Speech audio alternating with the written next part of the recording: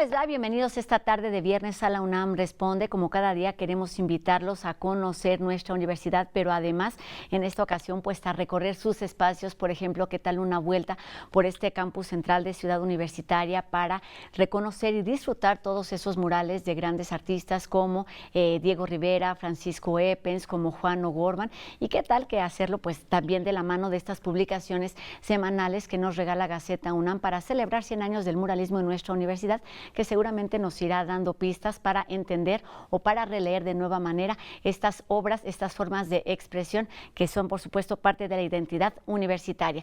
Y también los invitamos a que nos compartan sus experiencias a través de nuestras redes sociales. Ustedes ya las conocen y están apareciendo en este momento en nuestra pantalla para seguir haciendo juntos este programa. Vamos con nuestro programa de hoy.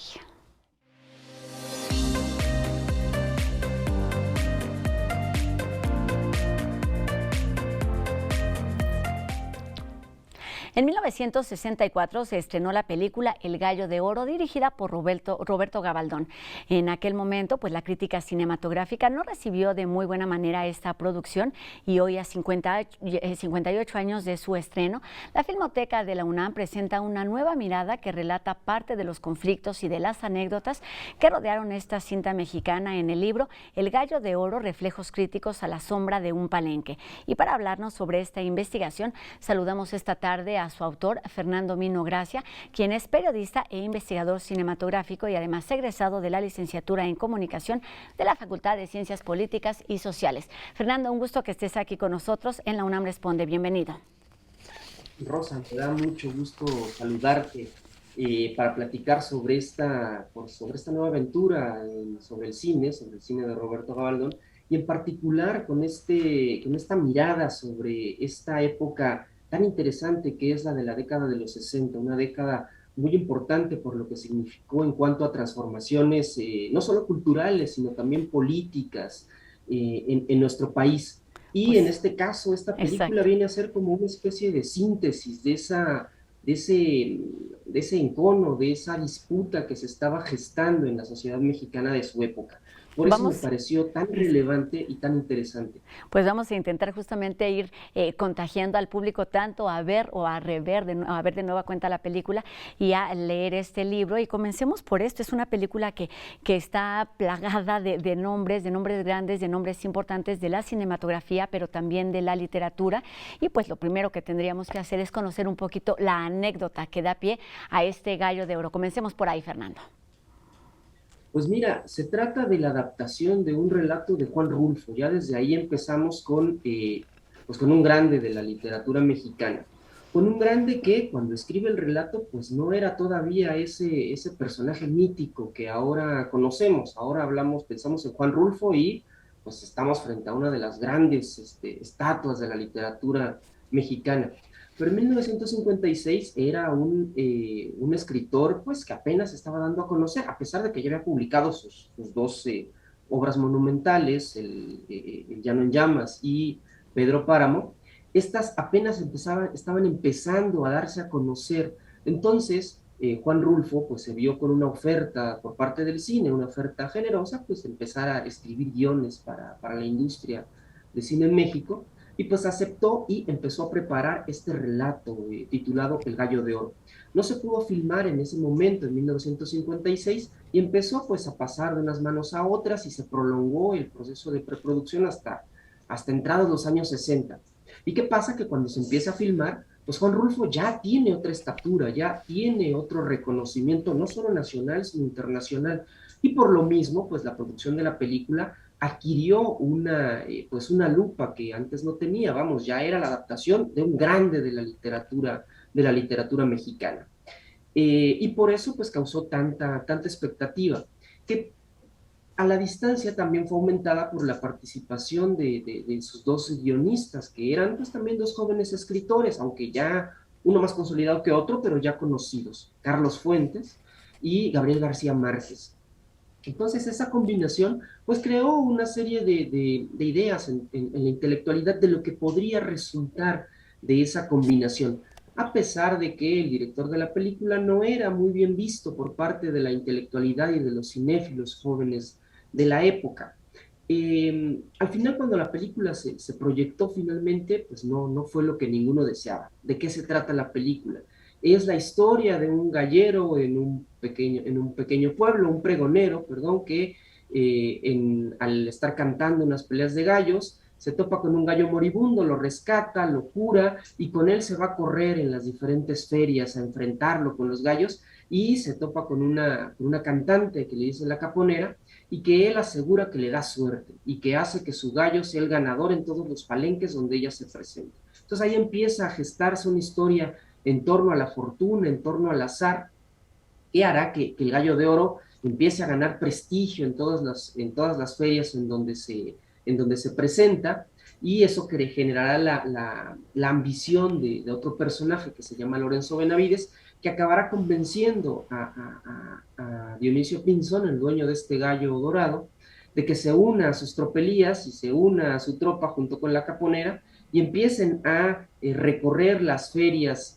ganando con trucos y marrullerías hasta finalmente terminar en el momento climático en una hacienda, la hacienda de Santa Gertrudis, que gracias al Gallo de Oro acabará pasando a manos de Lorenzo Benavides, con lo que comenzará una espiral de descenso en la que finalmente el Gallo de Oro terminará por ser derrotado. Entonces, estamos frente a un relato pues muy tradicional, muy dentro de las coordenadas de lo que Jorge Ayala Blanco definía como comedia ranchera, es decir, una película anclada en las tradiciones mexicanas en cuanto a la canción ranchera, en cuanto a los charros, en cuanto a las peleas de gallos, en fin, toda una parafernalia pues muy conocida por el público de la época, muy explotado por el cine mexicano desde sus orígenes industriales en los años 30 y para los años 60 ciertamente muy desgastado, pero que seguía siendo un lenguaje asequible y atractivo para las vastas mayorías de espectadores que seguían consumiendo cine mexicano. Y ahí estuvo el principal problema con la crítica, pues que esperaba un relato pues mucho más cosmopolita, en otras coordenadas, digamos, lejos de los cánones del género industrial por excelencia del cine mexicano.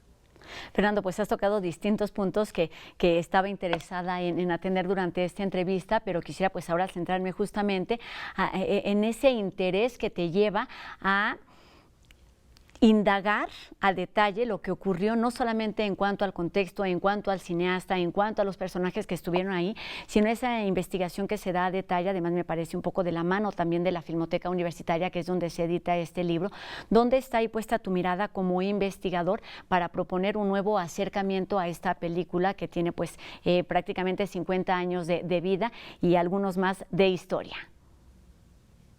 Pues mira, el interés surge pues por esta conjunción de nombres célebres y por la disputa que se plantea entre ellos. Estamos en una época de tensiones. Los años 60 es, por un lado, una época de estabilidad, de crecimiento económico, de, en donde cristalizan mucho del proyecto del nacionalismo mexicano, de los regímenes de la postrevolución, pero al mismo tiempo es el momento en que empiezan a generarse las grietas, empiezan a generarse los conflictos que marcarán la segunda mitad del siglo XX mexicano, una época pues en donde hay una demanda de apertura, una demanda de que se termine con la censura, por ejemplo, una demanda de democracia, en fin, hay una serie de protestas por parte de sectores pues que digamos se formaron gracias a la postrevolución, que ahora empiezan a exigir otros derechos.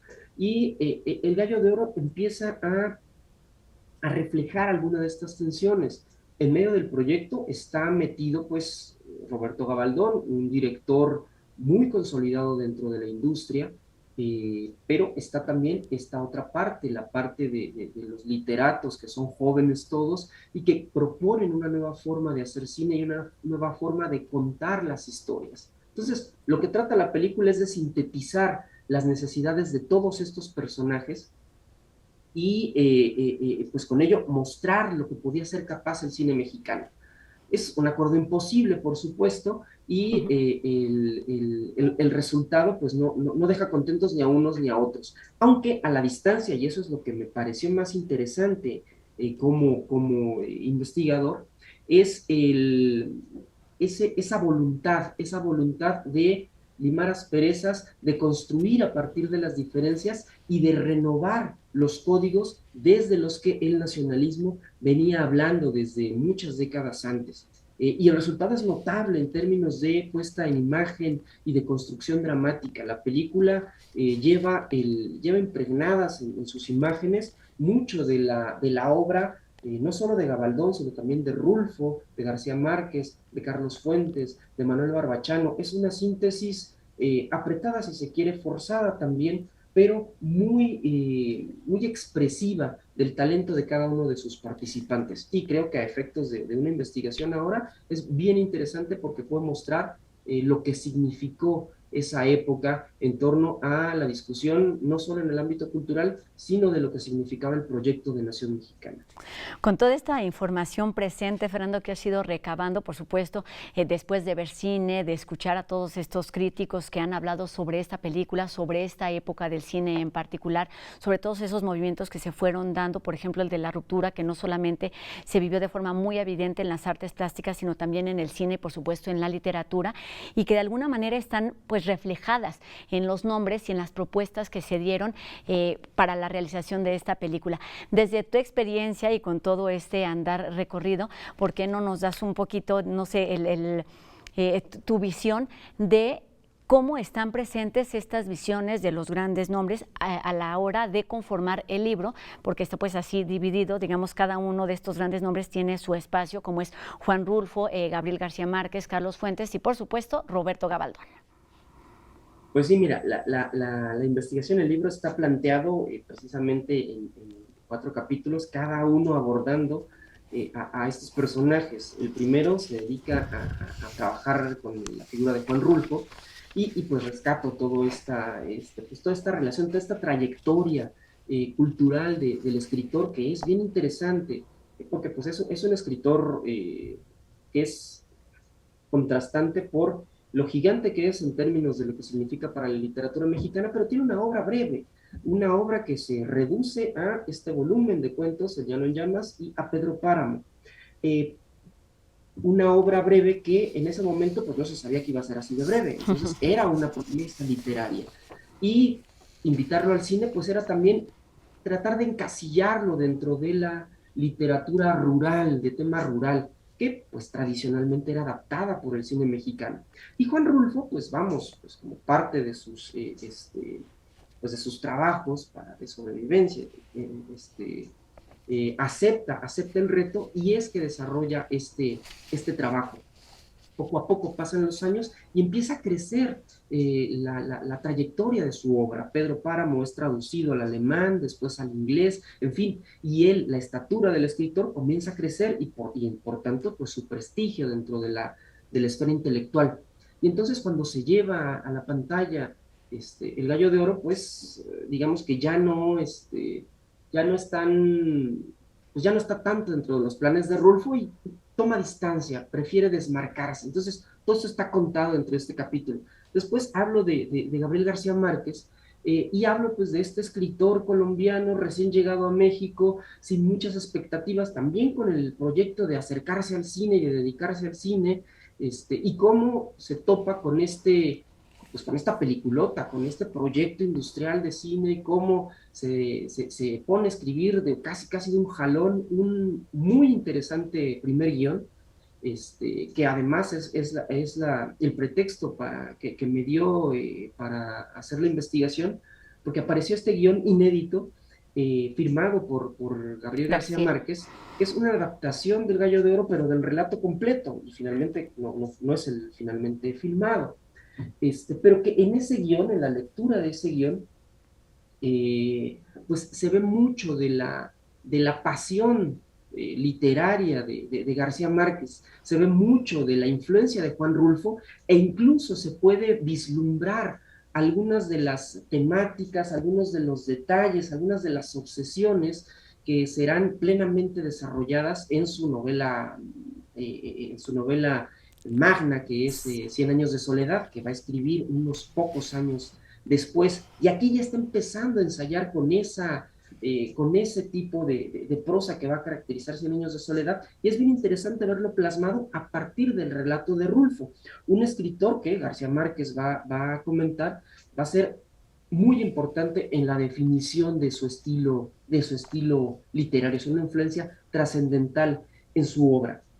Después otro capítulo dedicado a Carlos Fuentes desarrolla también pues, la aportación de Carlos Fuentes cuando hay todo un conflicto en torno al guión, a Gabaldón no le gusta, dice que tienen que hacer una segunda versión, después no se sabe bien en qué condiciones, pero García Márquez renuncia, entonces se tiene que hacer cargo Carlos Fuentes del guión y hay toda una transformación dramática y ahí entran muchos de los elementos que pueden rastrearse también en la obra de Fuentes, la presencia de una figura espectral, a semejanza de una bruja, una idea ahí sugerida, incestuosa, con unos personajes creados por Carlos Fuentes, Esculapio Virgen y su hermana Reglita, en fin, hay también una atmósfera que remite a la novela Aura que escribe por esa época, a los cuentos de Cantar de Ciegos, en fin, a la obra de Carlos Fuentes.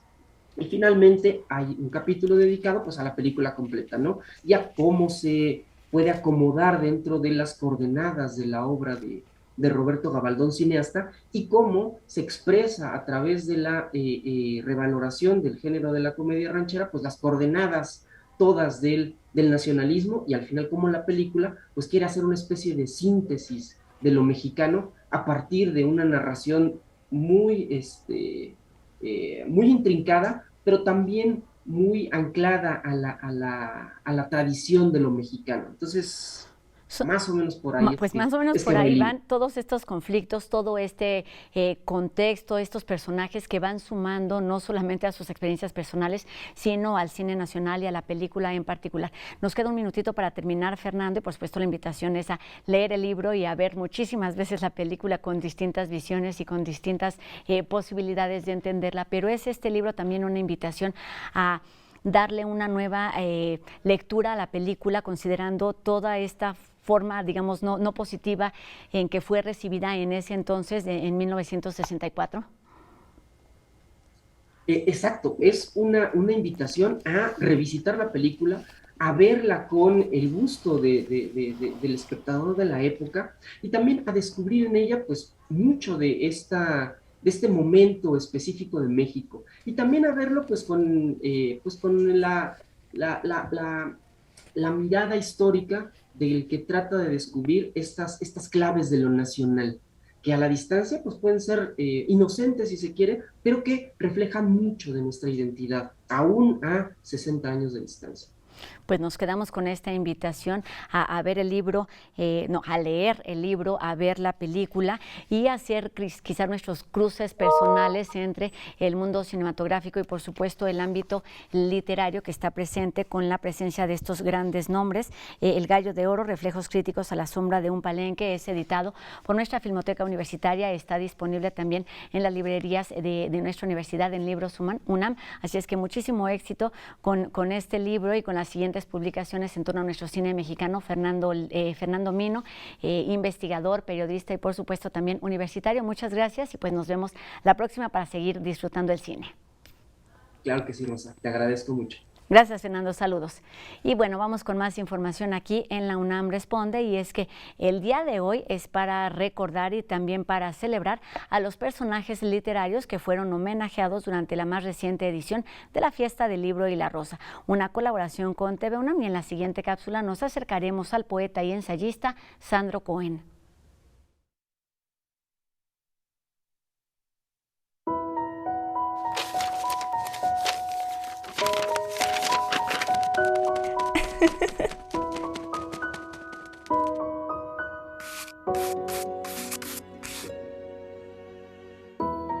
El corredor nocturno, que son poemas largos, versiculares, estos poemas tratan de tocar de manera muy directa al que los escucha. México es un país cuya humanidad debemos defender hasta las últimas consecuencias contra la barbarie, la insensibilidad, los canallas, el cinismo, la penalidad, el vacío, la nada. Sandro Cohen. Poeta, escritor, académico, crítico, editor, artista. Sandro Cohen enriqueció durante décadas el acervo cultural mexicano de grandes obras y grandes narraciones. Sandro Cohen nació en Newark, Nueva Jersey, Estados Unidos, el 27 de septiembre de 1953. Apasionado por la literatura, estudió la licenciatura y maestría en Lengua y Letras Hispánicas en la Universidad de Rutgers. Fue en esta época universitaria en la que en 1973 comenzó a frecuentar México y 9 años después se naturalizó como mexicano. Cohen fue miembro del movimiento literario de la generación de los 50, junto a personajes como Vicente Quirarte, Héctor Carreto, Víctor Manuel Mendiola, Ricardo Castillo, Alberto Blanco y Jorge Esquinca. Como editor, lanzó La Generación del Crack en 1996, bajo el sello editorial Nueva Imagen. Su obra abarca diversos géneros. Su primer poemario, De noble origen desdichado, se publicó en 1979. En 1991 lanza el libro de cuento y crónica Pena Capital, Crónicas Urbanas, y su primera novela, Lejos del Paraíso, es publicada en 1997. Ya en 2014, Cohen, un entusiasta del deporte y particularmente del ciclismo, adoptó el uso de la bicicleta como medio de transporte, además de plasmar ese gusto y hacerlo parte de su acervo bibliográfico, al publicar El Zen del Ciclista Urbano, un manual para guiar al ciclista a encontrarse, perder el miedo y apropiarse de su lugar en las calles. Vinculado con la Universidad Nacional Autónoma de México, Sandro Cohen obtuvo el doctorado en letras en la máxima casa de estudios. Su segundo poemario, A pesar del imperio, fue publicado por la universidad en 1980, así como su antología Quinta Esencia, Antología Personal, una recopilación de todo su trabajo en poesía, publicada en 2016 por la Coordinación de Humanidades de la UNAM. En una entrevista realizada por el poeta y ensayista Ricardo Venegas, Sandro Cohen, conocido también como el poeta en bicicleta, describió así su sentir por la poesía. Uno tiene que desnudarse en la poesía, si no, es un ensayo en verso, versos inteligentes nada más. Yo soy de aquellos a los cuales les gusta llegar al fondo. Necesito explorar el mundo, todo aquello que me hace vibrar.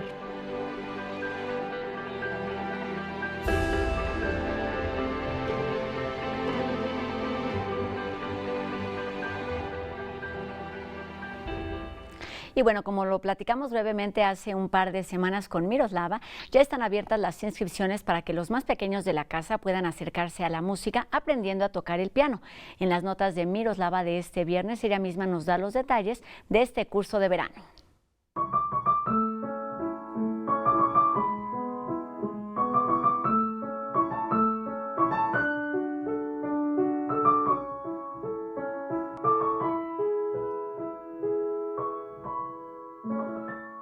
Hola a todos, bienvenidos a las notas de Miroslava. ¿Te gustaría que tu hijo, sobrina, primo, nieta aprendan a tocar el piano?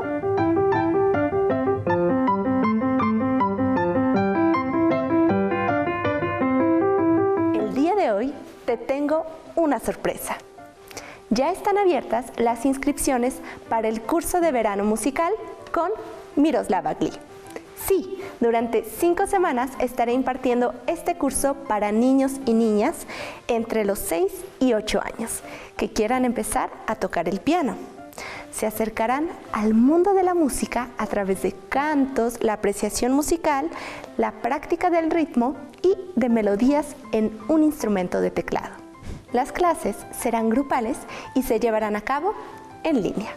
Será indispensable contar con la presencia de la mamá o del papá durante las sesiones para realizar las actividades y disfrutar juntos de la música. Asimismo, los niños contarán con materiales audiovisuales que les servirán de apoyo para la realización de sus prácticas musicales. Y lo mejor de todo, al final del curso de verano, los participantes realizarán un recital en el que podrán presentar sus avances. Aprovecho este espacio para presentarme y compartirles un poco de mi formación como docente. Soy licenciada en piano clásico, egresada de la Escuela Superior de Música. Actualmente estudio la maestría en educación musical y llevo más de 5 años impartiendo clases.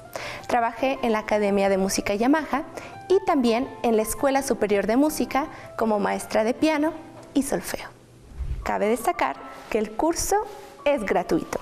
Lo estamos haciendo en colaboración con el posgrado de música y el ciclo de iniciación musical de la UNAM. Las inscripciones cierran el 1 de julio. Hay cupo limitado, por eso les sugiero que realicen su inscripción lo antes posible. La convocatoria la podrán encontrar en mis redes sociales, Miroslava Gli en Facebook y @miros_gli en Instagram. Nos vemos pronto.